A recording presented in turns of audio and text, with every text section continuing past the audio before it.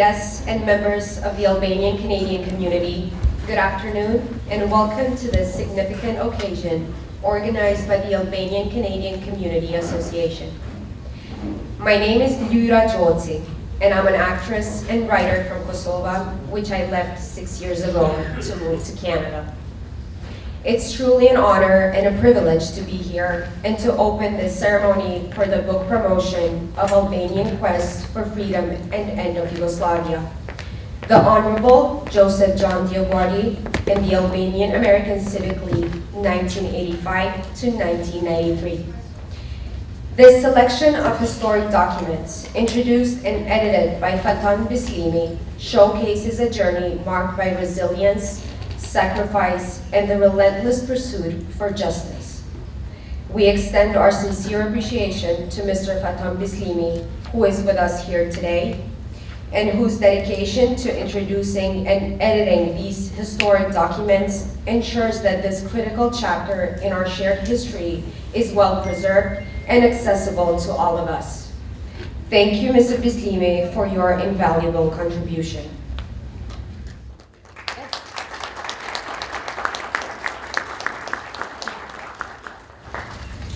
Throughout the pages of this book, we find a profound narrative that encapsulates the tireless efforts and unwavering dedication of someone who means so much to us, our history, our country. I'm gonna share a little bit of my own history with you. I was 9 when the war happened in Kosovo, and as I always say, unfortunately and fortunately, I remember everything. If you ask me what I did yesterday, I'm not sure if I remember, but if you ask me what happened during that time, today, I understand. But back then, I didn't. Back then, everything was, no. No, you can't. No, you can't. Can I go play with my friends? No, you can't. Can I go to this part of the school? No, you can't. That belongs to the Serbs. Sit down. Shush. No, you're Albanian. You can't. You can't. You can't. And then here comes this person. Someone I and a lot of us had no idea existed. Someone who was brave enough, strong enough, intelligent enough, prepared enough, Albanian enough to raise a voice and say enough. And because of him, the world heard what they needed to hear about us. And the rest is history. The most important thing is that the no, you can't turned into yes, you can. Yes, we can. Yes, Albanians can. Ladies and gentlemen, please allow me to extend a warm welcome to one of our heroes, the Honorable Joseph John Dioguardi, and to his accomplished wife, Shirley DioGuardi.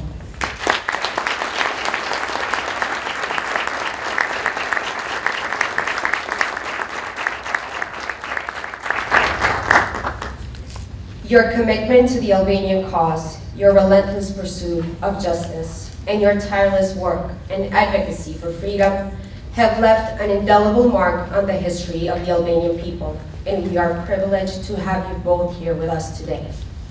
Thank you for being here. Thank you very much. Now, please allow me to thank the generous individuals and companies that, without any hesitation, contributed to this event. Albanian Canadian Business Network, Ecoland, Soft Base Solutions, Sunny Shores Travel, Travel Only, Pizza Tonight, Mama Maria's, Floka Salon, Adriatica Safety Consulting, Mega Renovations, Crown Plaster, Ahmed Golopeni, Lean Woods, DBK Salon. And please allow me to thank him from the bottom of all of hearts, Dom Prendi, the priest of the Albanian Catholic Church, for doing so much. I Without further delay, let us commence the celebration and exploration of this immensely important book for all of us with a brief welcome speech by the President of the Albanian Canadian Association, Ms. Irene Breznica. I'd like to, on behalf of the Albanian Canadian Community Association, welcome everyone this afternoon. I'd like to also thank all the sponsors this afternoon. I especially would like to thank Mr. Nasser Berisha for his tirelessly effort bringing Mr. DioGuardi here this afternoon. Today I'd like to present the Honorable Joseph DioGuardi and his dear wife, Shirley DioGuardi, with something special on behalf of the Albanian community.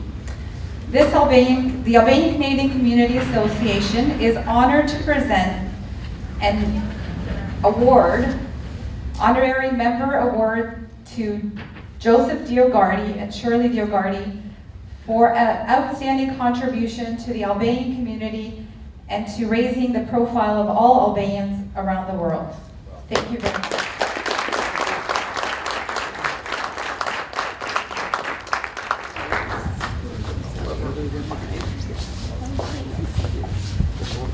The other side, the other side, the other side. The president, yeah. President, yes. Okay. Stay away from the mic a little bit. Yeah, Oh, on this side. Let's move over. let's go this way. Perfect. So hold it in the middle. Good. We didn't practice this. Yeah. Okay. Thank you so much for this. Just one more with me, so I'm a little bit jealous. You deserve it. Yes. Thank you. Thank you, Ms. Irene Breznica. Now it's my honor to invite the President of the Albanian Canadian Business Network and the co-chair of the Albanian Civic League, Mr. Nasser Berisha, to address the audience. Thank you, everyone. Good afternoon, everyone. On behalf of, do you hear me? Yes. On behalf of Albanian Canadian Business Network, usually short people have problems for adjustments. On behalf of the Albanian Canadian Business Network, and on behalf of the, and on behalf of the International Advisory Committee of the Albanian American Civic League, I extend my heartfelt gratitude to everyone present at this promotion and signing ceremony for the remarkable book entitled The Quest for Albanian Freedom and the End of Yugoslavia. Honorable Joseph J. DioGuardi and the Albanian American Civic League 1985-1993, introduced and edited by Faton Beslimi, with an epilogue by Shirley Clois DioGuardi, covering the events from 1989 to February 2008, when Kosovo's independence was recognized internationally. Today, technology doesn't work with me today. I know. Sorry, guys. Today, we are honored to have the esteemed activists Joe and Shirley DioGuardi join us in Canada. Joe DioGuardi was elected to the U.S. House of the Representatives in 1984, where he promoted and protected the human rights and national interests of the Albanian American and their families abroad. When he left Congress in 1989, he continued his work with the founding of the Albanian American Civic League. The Albanian American Civic League has been at the forefront of lobbying for Albanian nation, advocating for freedom, democracy, and independence. Joe and Shirley's unwavering commitment to the Albanian people worldwide spans over 3 decades, and their efforts have made a profound impact in Washington, D.C. Today, we extend an open invitation to all Albanian Canadians to join the Albanian American Civic League as contributing members by financially participating in safeguarding our national interests. Your financial participation will help safeguard our national interests. Furthermore, the Albanian American Civic League and the book that Joe and Shirley are promoting serves as a testament to our history, shedding light on the historic work of Joe DioGuardi in the US Congress. Based on the compelling facts presented in the book, we can rightfully refer to Congressman Joe DioGuardi as founding father of the Republic of Kosovo. Thank you.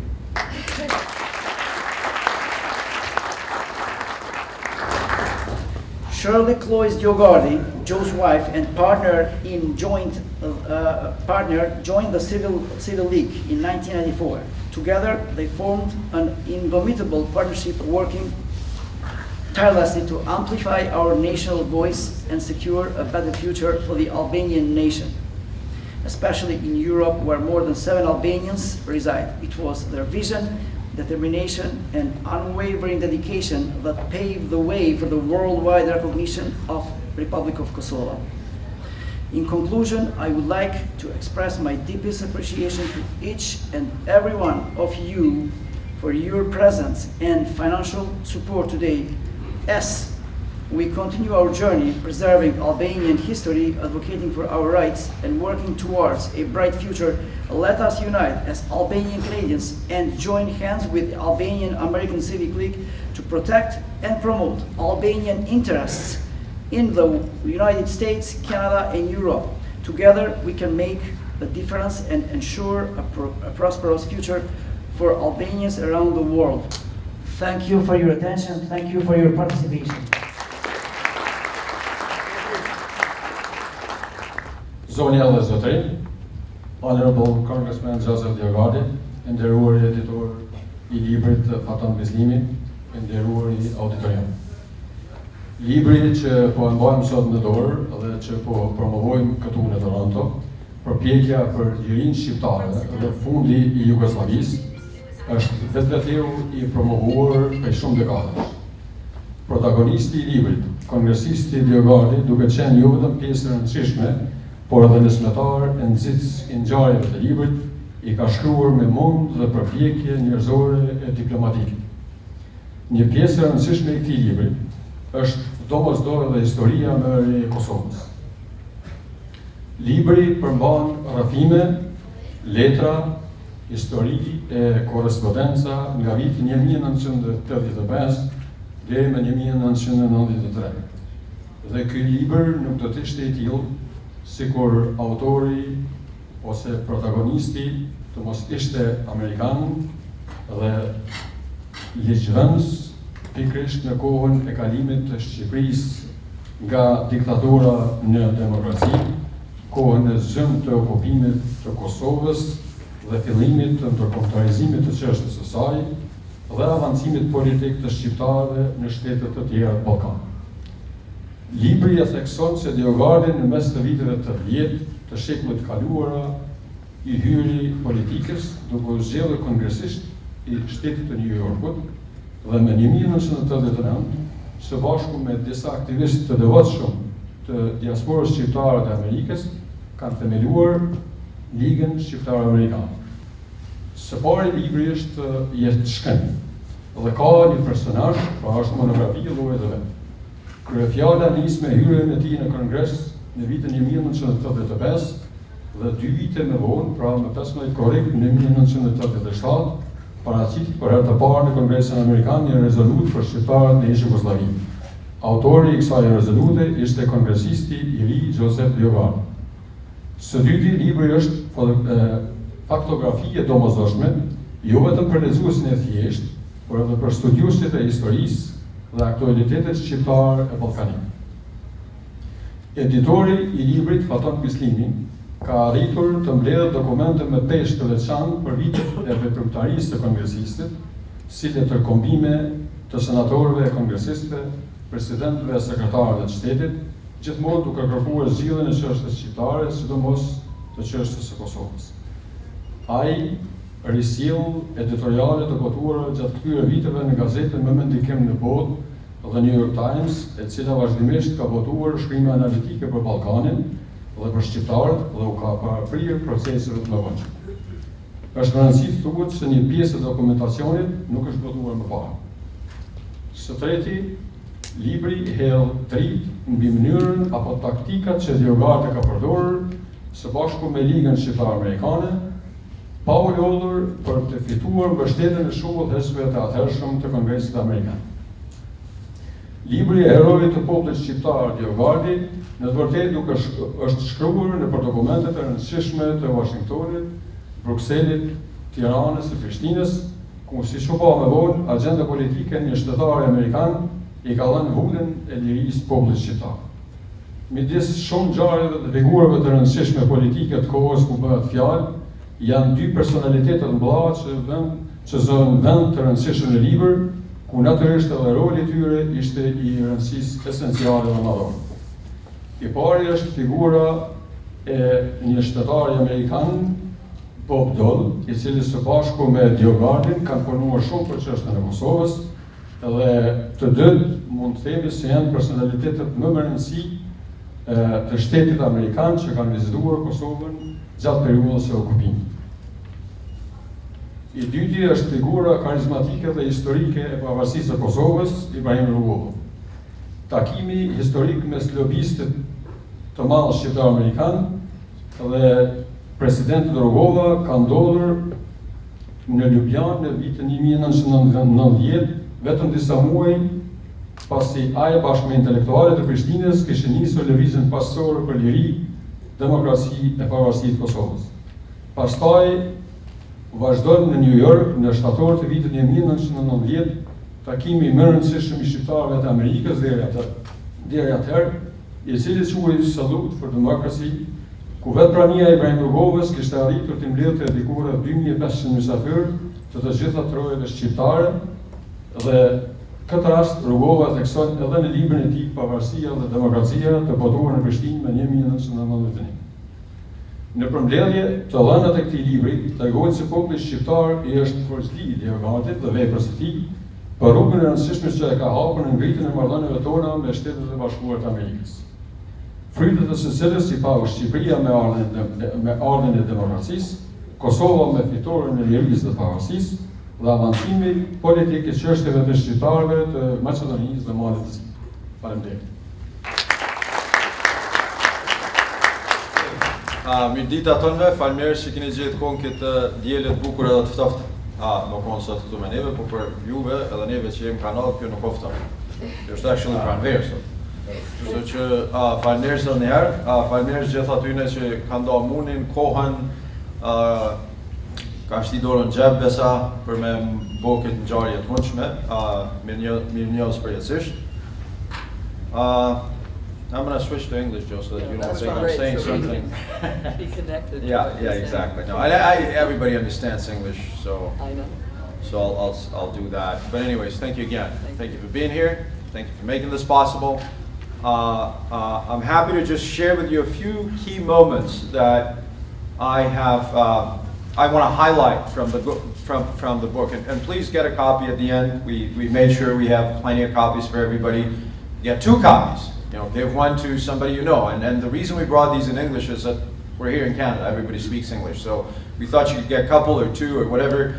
Give one to your friends, your local city councilor, your assemblyman in the provincial assembly, your member of parliament, whoever you're connected to. Because it makes sense for us to tell the history of how we got to where we are today.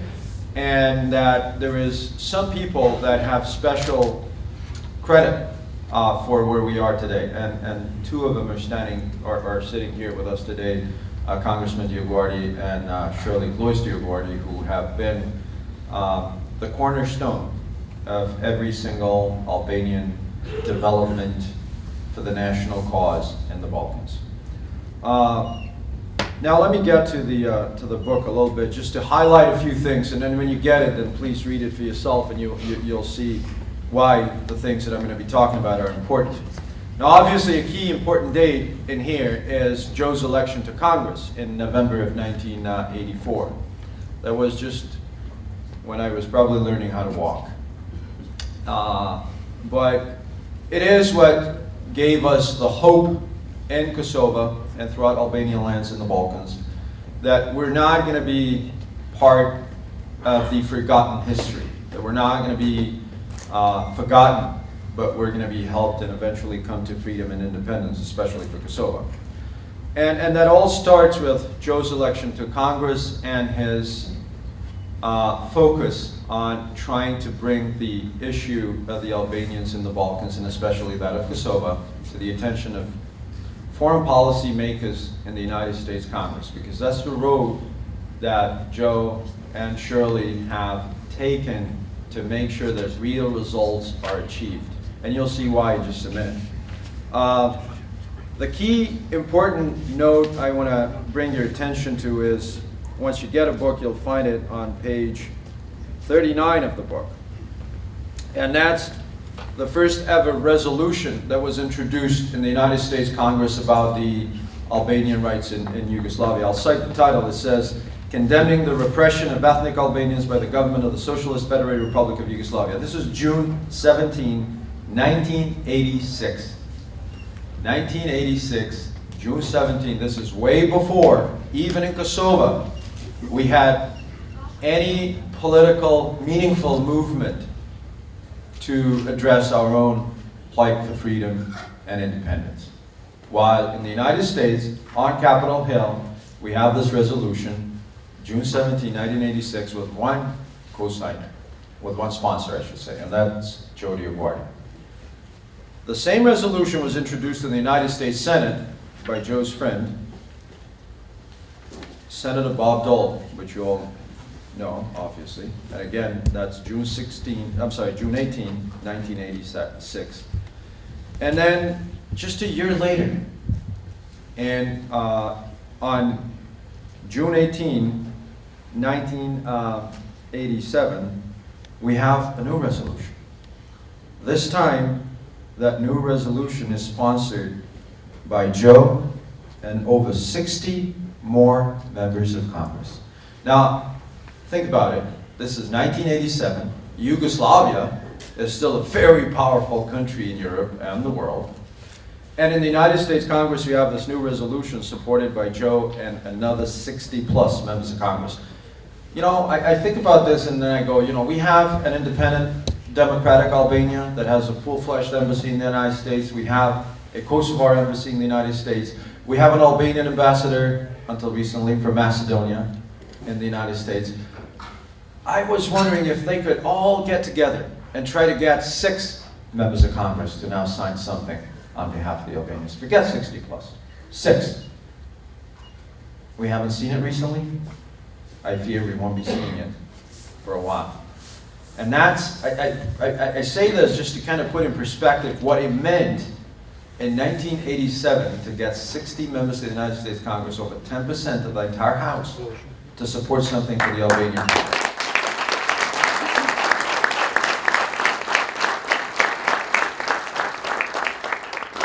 Let me bring another thing to your attention to make this even more, put this more into perspective.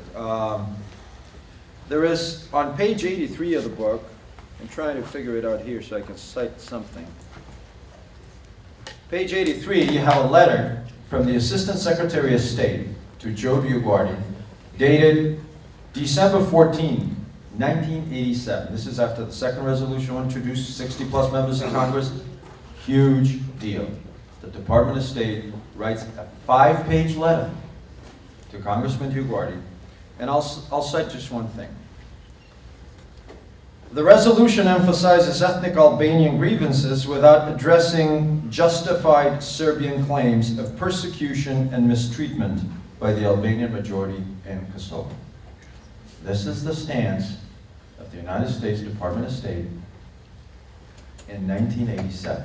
Now, think about it for a moment. So, you have the administration, Department of State people, I shouldn't say the administration, Department of State people, the diplomats, saying, Joe, you're starting trouble here. Yugoslavia is a friend and an ally, and how dare you raise those Albanian grievances without properly addressing, quote, justified Serbian claims of persecution and mistreatment. Now, this is to show you how deep and how effective Yugoslav and Serbian propaganda was even then. Because they had portrayed a picture of the Albanians in Kosovo, as the old Albanian saying says, njerëz me vishta, right? So this is how they had portrayed us in the world and in the US. And this was the official stand of the United States Department of State. This is what we had, what Joe initially and then Joe and Shirley together had to fight against, had to change that perspective, had to convince those people who are making these foreign policy decisions is this is Serb propaganda. The only justified persecution and mistreatment in Kosovo is of the ethnic Albanians by the Yugoslav and Serb authorities. Serbs were never mistreated in Kosovo, nor persecuted, ever. Much less in the 1980s when we had no power, and the 90s when they took over everything. Another key moment is that I want to bring to your attention is page 109 of the book. This is a letter by George H.W. Bush, the 41st, is it 41st President of the United States? 41st, the father of the George Bush that came after Clinton. So in this letter, and I'm not going to read the entire letter, dated September 27, 1988, President Bush says, "The Albanians are a proud and brave people whose rights must be protected." Now, let's not forget what I just told you. The stand of the Department of State was, a year prior to this letter, is don't start trouble with these Albanians in Yugoslavia, because they are the ones who are mistreating and persecuting the Serbs. And then, a year from then, you have the President of the United States saying, well, you know what? Hold on a minute. These people are a brave and a proud people, and their rights must be respected. Now, a lot of you will have heard of what's later became known as the Christmas warning, a letter in which Bush, the senior, had declared that, you know, Serbia's or Yugoslavia's march militarily across Kosovo would face consequences by the United States. But for those of you, or any of you who have ever studied political science, you would have come across the Christmas warning of 1992. But the basis of that, let's not forget, it's right here in this original letter that you have from 1988, where we make a major, I would say, progress towards changing and reshaping the United States perspective towards Kosovo. On page 204, once you get the book, you'll love seeing these, because these are, you know, living history in my mind, because these are all original documents that clarify what happened in those years in the beginning. Here's another important letter. This is from February 8, 1991, and is signed by a guy, this is a letter addressed to Joe, is signed by a guy whose name you'll probably recognize. The name is Joe Biden. Now, mind you, he now is the President of the United States of America. Hopefully he'll be re-elected again. But in 1991, Joe DioGuardi was so intensively working to change the perspective of the United States vis-a-vis Kosovo. And he had all the right people to listen, be educated, understand the issues, and support our cause. Among them, Joe Biden, who was then a senator, later became chair of the Foreign Affairs Committee in the Senate. And thanks to Shirley's immense work during that time, we changed even his perspective on the issue. And he became a supporter from having been a skeptic on the issue initially. But so, these are just to say, I point out to these little facts here just to say that when you get the book, you'll see all these original documents signed as they were. And the book only covers the period between 1985 and 1993, so it's only the first volume. The second volume of something similar, which I'm working on, is going to be focused on the period from 1994, when Shirley Cloyce DioGuardi joined the Civic League, to 2008, when we declared our independence. Because, you know, as I was driving here this morning, and I flew overnight from Edmonton, Alberta, where it's much colder than here, so I'm happy for that part. I was thinking, you know, when you think of Joe and Shirley, the inseparable team that brought us freedom and independence, to put it in layman terms, I was thinking of our national symbol. which is our double-headed Albanian eagle. So can anybody imagine our flag with one-headed eagle? It wouldn't feel ours. We can't even imagine it. Well, we cannot imagine the success that the Civic League has had for the Albanian national cause without Joe and Shirley working together. So as much as we want to praise Joe for all he has done initially, I think the true effects, the more important effects and the results that we all cherish today came when they built a strong, powerful partnership for a cause first, and then as family, as husband and wife. So I want to just say that just like we love our double-headed eagle, and we could not imagine a flag with a one-headed eagle, well, I could not imagine the success we have achieved so far without their partnership, without their love for each other, and most importantly, without their commitment, dedication, and love for the Albanian nation.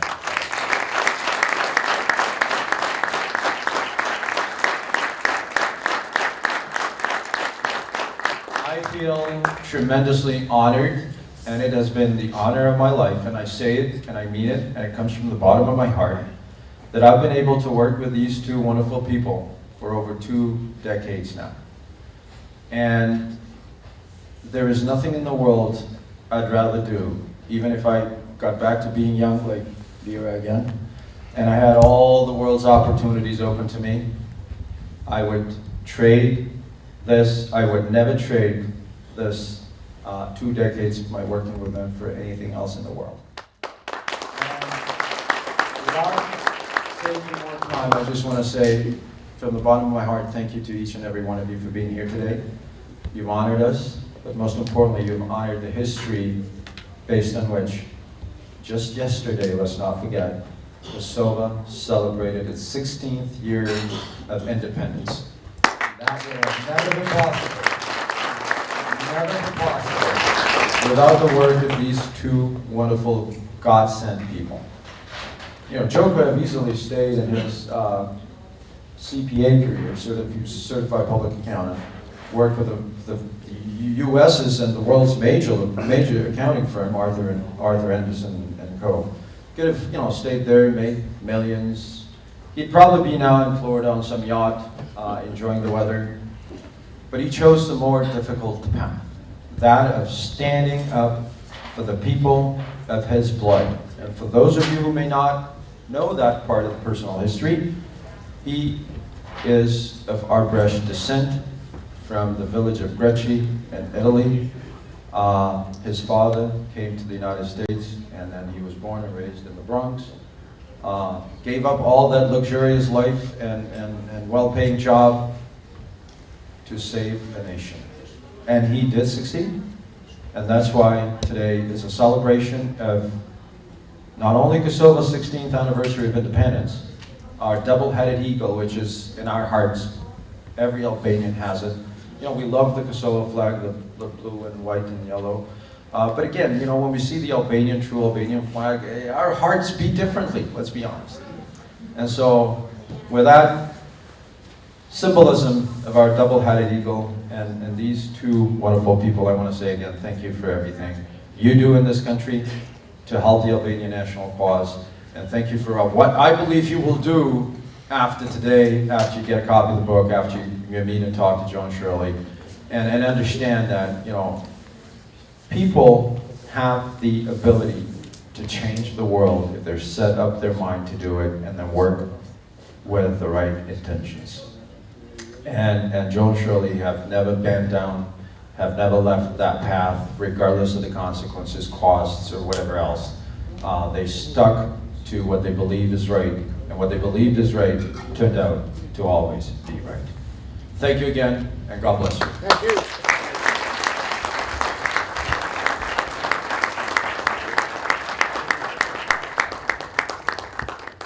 That much. But what we just heard, I can't begin to say how moving it was for Joe and me to listen to Faton, who's worked with us. Wow, Faton, we're in the 21st year, right? So he has played, he's talked about the significance of the partnership of Joe and me, but the significance of his involvement should not be underestimated, I can assure you of that. I also want to thank all of you.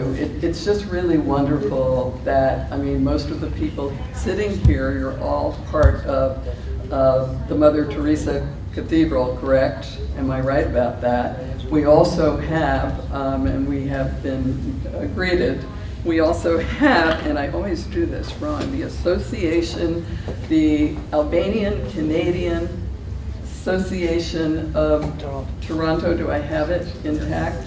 And Yeah. one of, and a major force. And I have to say, Laura, thank you. And of course, Nasser Barisha for making so much happen. And I don't know whether Father Francola is still here, but we again appreciate very much your bringing us together here. Now, as it's been pointed out to you already, this book was significantly important. Fatem Bislimi had so much to do with putting it together because it concerns the critical years that Joe was in Congress. You'll see on the outside of the book, it says 1985 to 1993, but he was in Congress from 1985 to 1989. And the reason I write the epilogue to this book is that we did not meet until the very end of 1993. And the way it happened, and I'll be brief on this, I was a publisher specializing in domestic and international policy, doing the first book responding to the rise of Slobodan Milosevic. Joe was an hour late for a meeting with one of my authors in a hotel in Manhattan. I was with Bob Dole that day.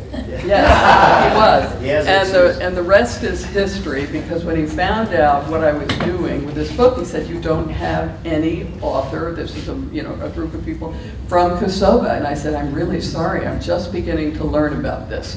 Well, we started talking then, and we never ended 25 years later. Okay, so that's how we began together, because I was already moving down this path. I knew that if we didn't respond to the rise of Slobodan Milosevic, it would be exactly what happened before during the Nazi era, and that it was the obligation of our generation to do that. But again, at the time that, again, Joe, was in Congress, I wasn't aware of what he was doing at all. But the truth of the matter is that if he hadn't been there, I don't think we'd necessarily be talking about an independent Kosovo today. And it certainly, Fatem has already gone through all of the details of the work that Joe did to make people aware in the US Congress. But also, you may or may not know that his voice, Joe's voice in that period, also caused Milosevic to flee. He was trying to go after Kosovo first. He then is driven out into Bosnia, and of course we know the tragedy that happened there. But a lot of this had to do with Joe's activity in bringing to international attention in the US Congress what was actually taking place. I want to just fast forward a little to a couple of the highlights that you'll see in the epilogue, and that is, and this, I want you to know something about how our organization operates, who we are. And that is, in 1998, Joe and I actually prevented the criminalization of Učića. I played a major role in this because, I don't know whether anybody is going to remember this, it's a very young audience here, but some people here will remember what the US envoy, Robert Gelbard, I don't know if you remember him, he gave Milosevic the green light to invade Rrjeti, and that's when the massacre of Kosovar Albanians began. And what we did when we found out that he was going to be a major speaker at the in the International Foreign Relations Committee hearing in Washington, we went to everybody specifically to force him to have to admit to what he had done. He tried to criminalize Kosovo, and if he had succeeded in that, the weapons would have not flown through. But because we prevented that from happening, because he was forced to admit it wasn't true, Then the weapons flowed in, and overnight, the picture of Kosovars changed totally in our press. So that was one key moment. Fatone already referred to this. Joe played a role. We were both involved in the first Senate Major Foreign Relations Committee hearing on the war. And Joe was able to really, I think, change the direction of, very definitely at that time, Joe Biden, who was then the head of the Senate Foreign Relations Committee. That's how Joe appeared. And that was just, July 1998. And then in March of 1999, by that time, we succeeded to a great extent in changing all of the perspectives of our government. And there was a major hearing. I was one of the speakers in it, some very key people, including Senator Bob Dole, Ambassador Jean Kirkpatrick, I could go on. It was the hearing that caused our country to finally agree that Serbia would be struck and brought down. So I can't remember, did it happen in like 30 days, something like that? Serbia was finally brought to its knees. It was that hearing that convinced Biden to drop the bombs. Yeah, the bombs were dropped. Without that, right, exactly. It would have But been very then difficult there were a for couple us to more be things that happened talking along the way, and I'll say this, and don't worry, I won't be too long. In 2005, what happened was the turning point. And why did that happen? It was because Chairman Hyde, at a congressional hearing, we had it with Kosovo's Roman Catholic Bishop, Mark Sopi. I don't know whether anyone in this room, some of you would know who that was. He was a phenomenal person. And and then also Father Luschergi, okay? They were speakers and I was. And what was this whole thing about? It was to show that Bishop Sopi was able to come forward and saying 200,000 Roman Catholic Albanians had no fear for their safety, because that's what was being said to many people in our government. So, and because of this attempt to make it appear as if this was a Muslim act. So that changed the nature of the direction of our government. And then, of course, it would take 3 more years before Kosovo's independence was recognized. That was 2008. You all know, about that time. And the focus, it would still take more time to go forward. And why? Because, as you all know, we still have 5 countries that haven't even recognized Kosovo's independence. So the other thing I want to say is that, and I'll be concluding with this, that Belgrade, as you know, launched the largest, and this is what happens after independence. They launched the largest anti-Albania propaganda campaign. Why? Creating a false parity between Serbia's state-sponsored terrorism against Kosovars and the KLA. So Belgrade was able to succeed because then the West failed to insist that Serbia denazify and also failed to grant Kosovo its independence and integration into the Western Balkans. So this is why Joe and I and the members of the board of the Albanian American Civic League and others have worked for years to tell the truth about the history and culture of the Albanian world. We're all still in that place. And everyone in this room is a part of one of the most important things. I've said this elsewhere.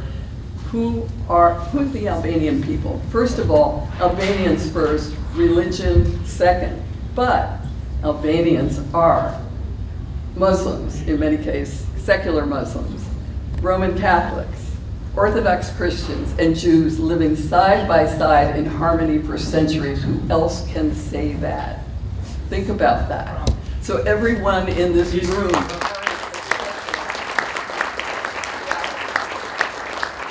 represented, and this is why I think, finally I want to say that it's very important now that we come together. We all know that we have 2 horrible realities going on. We have what's happening in Europe, we know what's happening in Israel.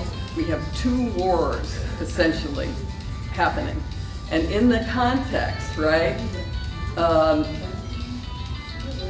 what's happening as a result is the realities, the unresolved, the yet, after all the years we worked on this, what have we worked on? The resolution of the Serbia-Kosovo conflict.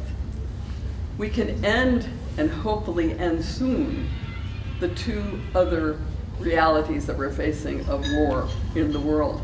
But what's going to happen if we don't finally get the recognition of the equality of Serbs and Kosovars?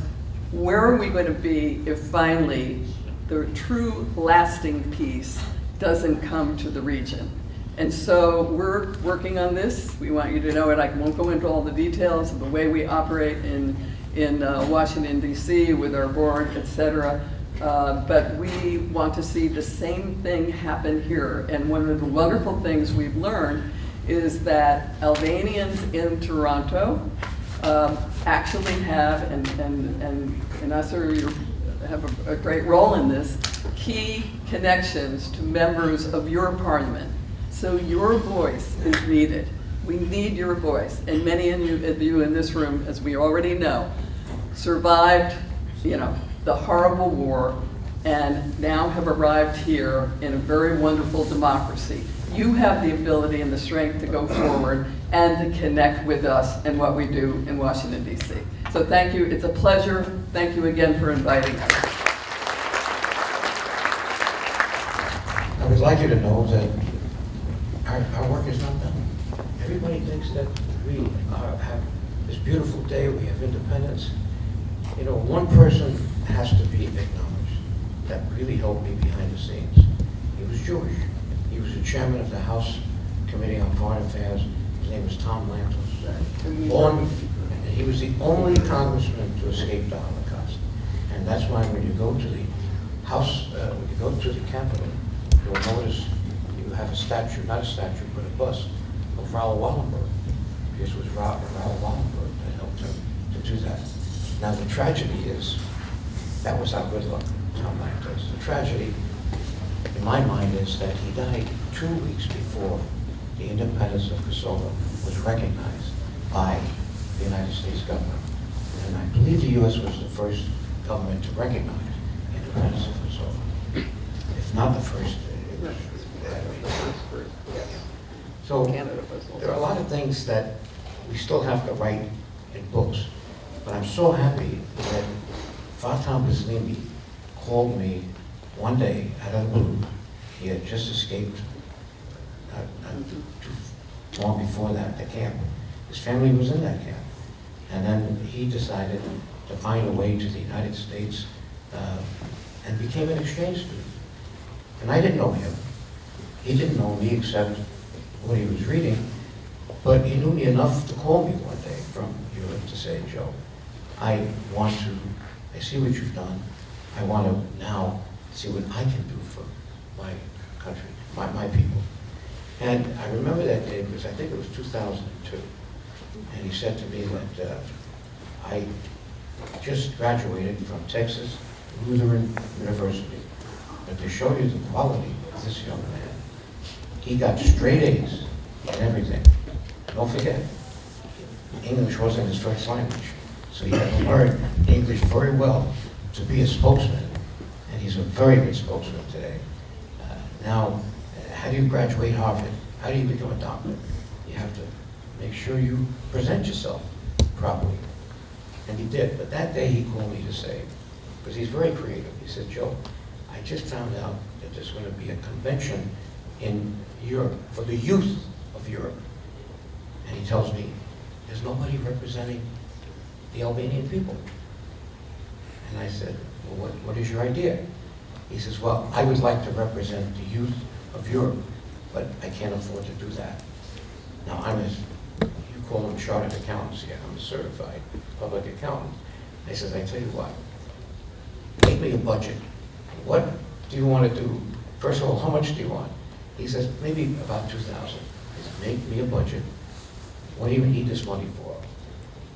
Hotels, plane fares. I will raise the money. And I did. So he goes there, and now he not only presents it, when he graduated, I guess it was the university at that point, he got a straight A in computers. So he could have made a lot of money just in computers at that time, but he kind of wanted to follow what I did. So he then makes this presentation. First one was in Brussels, PowerPoint presentation, and he puts on a beautiful presentation where the Albanian people stood that day. And I'm sure he repeated many of the things that were said that were wrong or lies. At the end of that, he was rated #1 out of 50 intelligent people in Europe. And he was the only Albanian to make that presentation. It was so successful that he called me again the following year and says, they're having another one. It's going to be in Brussels, and I want to go again. I said, well, if I have to spend the money from my pocket, you're going to go again. And I didn't have to. We raised that money, again, about $2,500. He goes there, and again, he is ranked, and this is not by Albanians, these are by people in Europe that were not Albanian, ranks #1 for the presentation he made. So I just want you to know that God was good to us in many ways, that this young man decided not to become successful in a monetary way, but he wanted to give back by making his professional background available to people in Europe so they knew who Albanians are.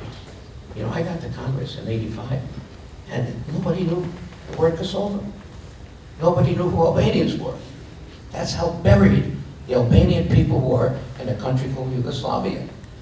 And I'm very proud to say that if I wasn't elected to Congress at that time, you would still have Yugoslavia today. And you would not be free at all, because the Serbs, Slavs, knew how to lie very well, and they would have continued that. So in order to see a Kosovo that was freed, we had to first get rid of this toxic state called Yugoslavia, which no one understood. It had a lot of people, all different kinds of people. 8 juridical units were there. But in every case, they buried the Albanian people, not second-class citizens. They made them 4th, 5th-class citizens. So nobody knew who Albanians were until I decided, because my father, 2 years before he died, was at a party to raise money for me before I even declared I was going to run for anything. But at that party were wealthy people in my district, a very wealthy county in America, equal to Beverly Hills. So you can see how rich my county, except in one area where there's a lot of poor people too. I had a very difficult time getting elected. And you might say, well, Joe, how come you only spent 2 terms? You should have been there for 10 terms. Well, I was lucky to survive 2 terms, because I talk straight and I act on what I say. And that's the way I was raised by the accounting profession. But I had to then figure out how to continue that work.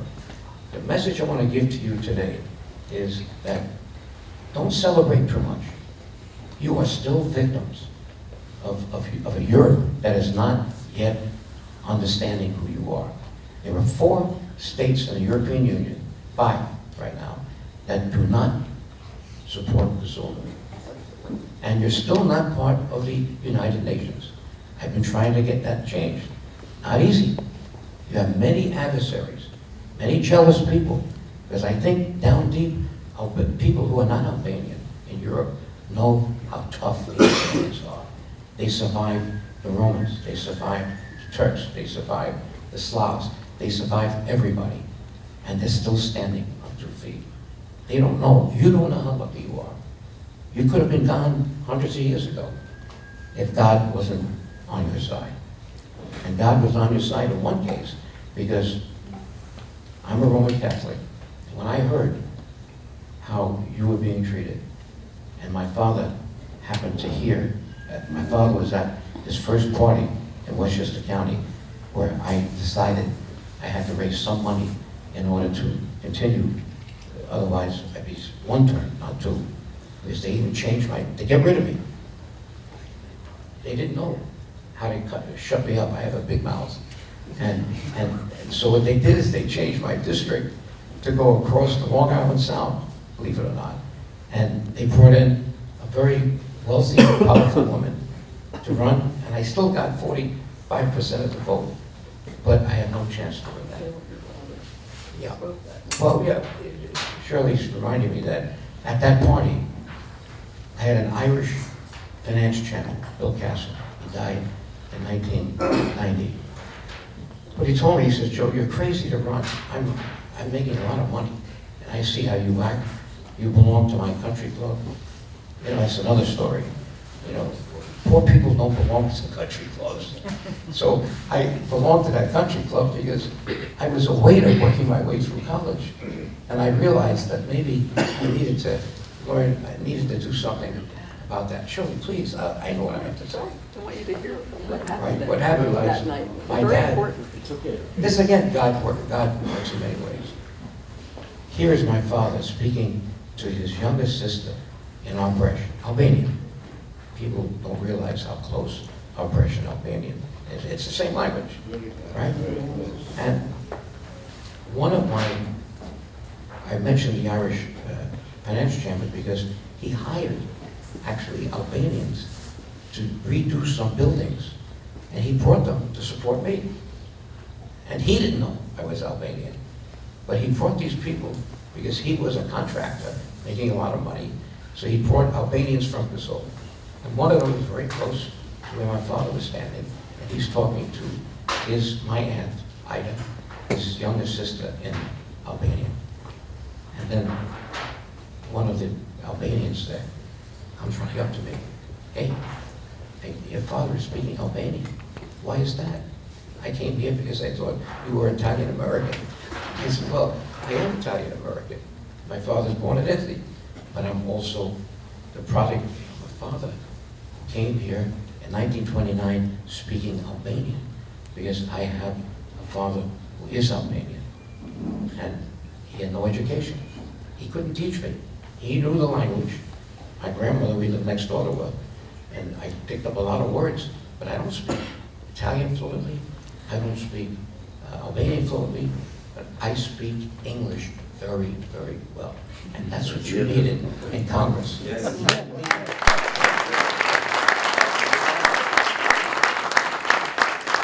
So, when this Albanian from Kosovo come running up to me, I'm here with my whole family, my friends. We're here to support you. But your father's speaking Albanian. How is that? I said, well, I am Albanian. But that wouldn't help me get elected here if I told the people I was Albanian. They didn't know. So that was, again, another accident, besides meeting Shirley. That's an accident, meeting the Albanian people who recognized the language from that busy room and came running up to me to say, we need you. We have nobody to speak for us. And he started to explain, I didn't know this. My father wasn't that educated, they tell me, but he was educated enough.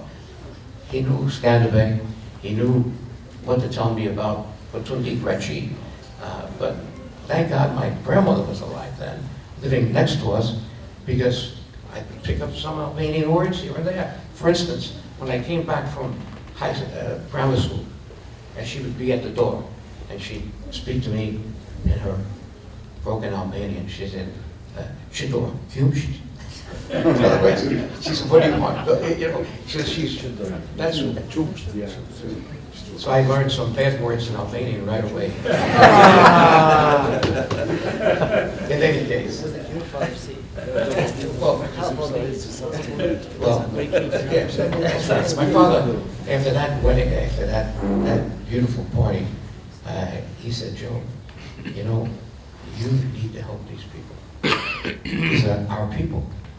I never really made a big deal of it, that I was Albanian, but you have to now figure out, you're in Congress, who do you have to speak to release these people from the horrors that they're suffering for many years. And I started to do that, and And the reason this book's important, and Fatan came up with the idea, which is great, because Albanians like to say, oh, don't listen to this guy, DioGuardi, in the Bronx. I was the one in my family that made it possible for Kosovo. And these were people who made a lot of money, and they were lying. So what Fatan decided to do, and I'm an accountant, so I saved everything. I have beautiful archives. He tells me, give me all of the documents from Congress, because I could see already the ones I've read, the resolutions, the statements, this and that, because I gave it all to Fatan. So what he made here is not a story. That's not Fatan's story. That is the exact substantive work that I did as a congressman. Not easy to get Bob Dole to sign a resolution when he didn't really know the Albanian people at that time. Not easy to get another 57. I had to walk around many times to the offices because they didn't know Kosovo. Many of them didn't know Albanian, the Albanian people. So I had to then figure out how do I use my energy to get them to hear this story. And many times I would go into the restaurant where the congressmen eat right in the Capitol. And I would sit down next to them and tell the story. But they kind of liked me because they found out about my background, a waiter. And if you get my book, Unaccountable Congress, it doesn't add up. It starts off with that point that I worked 4 years as a waiter, working my way through college. And that story got around because people enjoyed it. Here's a guy that got to Congress. What was he before? After he became an accountant, he becomes a waiter. No, I became a waiter first, and then I became an accountant. But the point is, all these things are almost an accident. So there's something upstairs, God protecting you through me, okay? Because I should never have so many accidents in my life. I should have been prepared much better. But then once I realized that this was an opportunity for me to forget making money, my father was still alive. He only died 2 years later. And he says, Joe, this is the thing that you have to now concentrate on. You're in a position where you can help all these Albanian people. They don't even know how I was raised in Italy. You know, on a very high mountaintop called Rrjeti. His family called it Kotundi Rrjeti. You know, or Kotundi. In fact, they changed the name from Rrjeti to Kotundi. So it's an amazing story. Well, I could go on for a long time, but you can see, I give a lot of speeches. I'm on the phone, raising money all the time. And my voice, I'm pretty strong, but my voice doesn't hold up that much. So I gotta be careful. But thank you all for coming. I really appreciate that you were here. You were here to hear Fatan, to hear Nessa. Nasser has done a wonderful job helping us bring people to Washington so we can open up the door further. We started, and thanks for the work that Shirley has done. And thank you all for your support. But don't forget, you have a role to play. You have young families. There are a lot of young Albanians now that are educated. And hopefully one or more will decide to do what I did to make the Albanian people known better than they are right now. But God bless you. Zoti Mikov.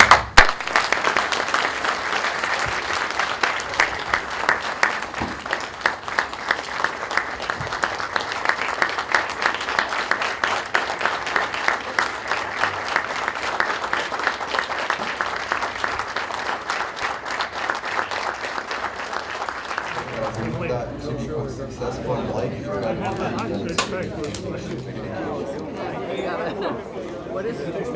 Rrjeti. And buy many books if you can. You gotta give them to me. Just a D? I signed these last night. Okay, that's fine. A. Perfect. Yeah. Thank you. Ariel, thank you very much.